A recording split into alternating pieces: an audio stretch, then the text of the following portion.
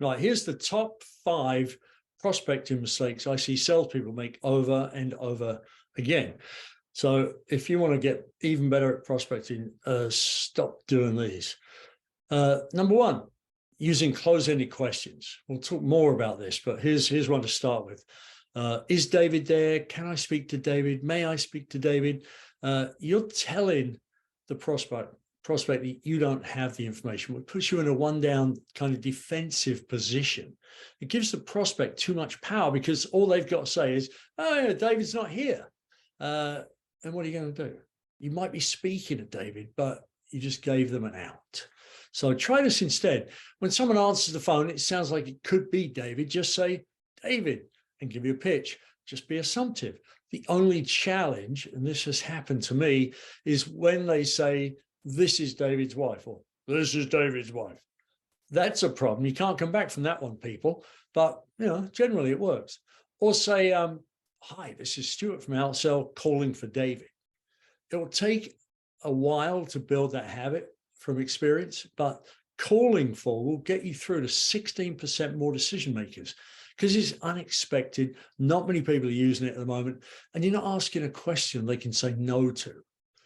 So number 2, second mistake, being too distant, being too formal, using Mr., Mrs., Sir, or ma'am. You might think you're being polite. You're not. You're being subservient. You're putting yourself in a one-down defensive position. You're subconsciously sending the message that you are beneath the prospect, and you're not. So try this. Use their first name, give your first name, and just create an equal relationship. Number 3, stop asking, how's your day going? This kills me. You've only got 8 seconds to get their attention. Don't waste it with a throwaway line like, how's your day going? Who cares? Nobody. I know you use it to build rapport, but it doesn't. All it does is create a pause in the conversation, which gives control to the prospect. They can make their excuses and leave before you've even told them why you're calling.